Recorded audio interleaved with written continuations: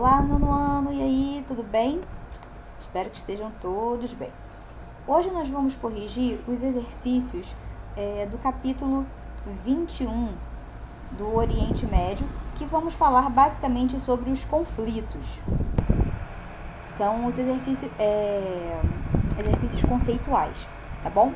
E no número 1 ele pergunta: cite as principais causas dos conflitos entre as nações do Oriente Médio. E aí, bem resumido mesmo, gente, são causas políticas, econômicas e religiosas, tá bom? Então, esses três aí são a base dos conflitos que existem na região, tá bom? Bem simples mesmo, direto. Depois nós vamos para a questão número 2, onde ele pergunta o seguinte, pede para nós fazermos. Diferencia o posicionamento político adotado pelos Estados Unidos na guerra Iraque para o seu posicionamento adotado na guerra do Golfo. Então, assim, ele até coloca a resposta aqui. O Iraque esteve presente em ambos os conflitos. No entanto, enquanto os Estados Unidos foram seus aliados na guerra Irã-Iraque, eles lutaram contra o Iraque na guerra do Golfo. Então, vamos lá, vamos entender isso um pouquinho melhor. Então, vamos lá.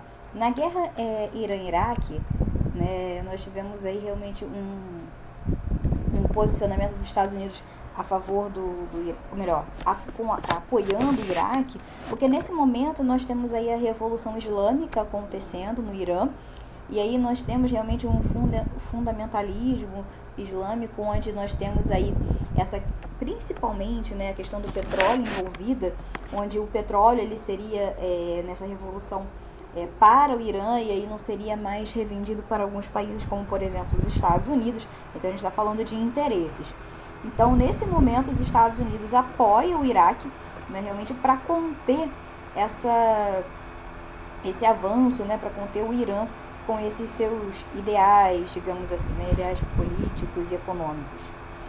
Bem, mas aí quando chega assim na Guerra do Golfo, aí a gente já tem, né, uma invasão do Iraque na região ali do Kuwait, que também era uma região de interesse assim, dos Estados Unidos, por conta da comercialização de petróleo.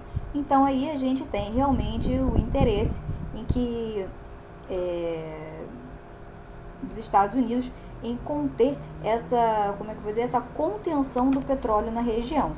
E aí, então, nesse momento, realmente, os Estados Unidos ele vai entrar contra o Iraque na Guerra do Golfo, justamente porque está envolvendo aí a comercialização do petróleo, tá bom?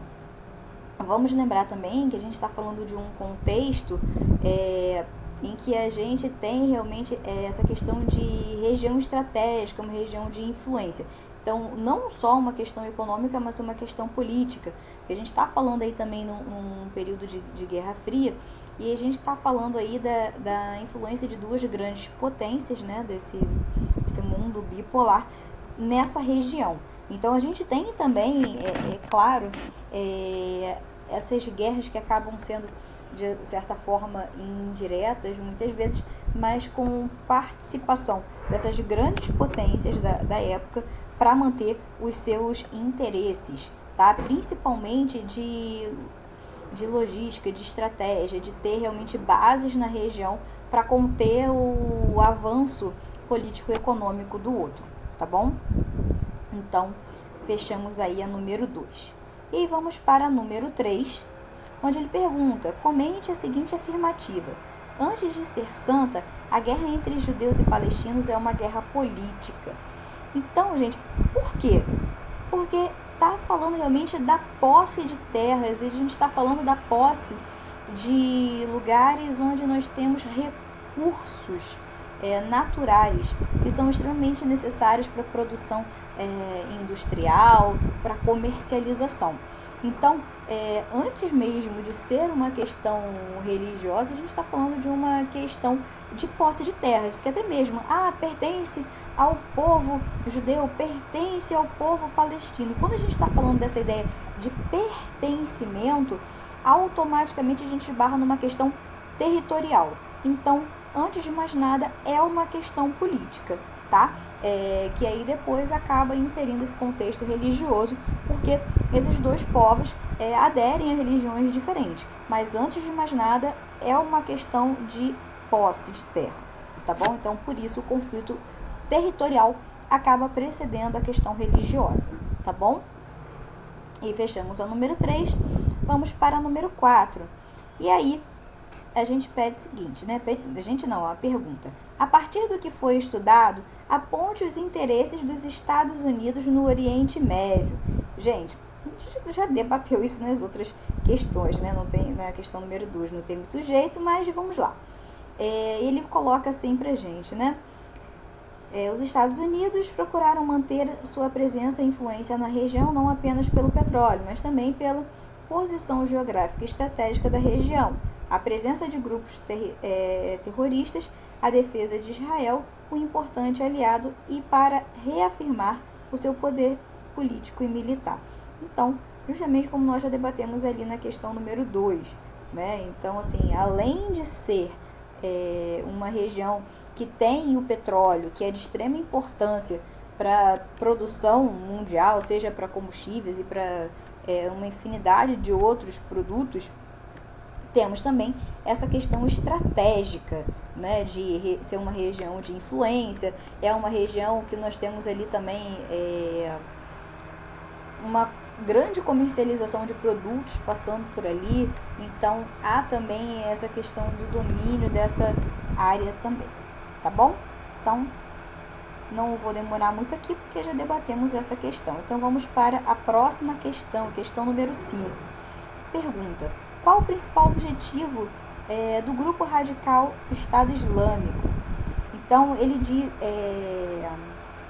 ele quer saber, né, quais são os objetivos. E aí, botei assim: o objetivo é criar um califado, uma nação islâmica regida por leis religiosas, abrangendo territórios de vários países muçulmanos do Oriente Médio e do Norte da África. Então, basicamente, a ideia do Estado Islâmico, né, é ter realmente essa formação de Estado.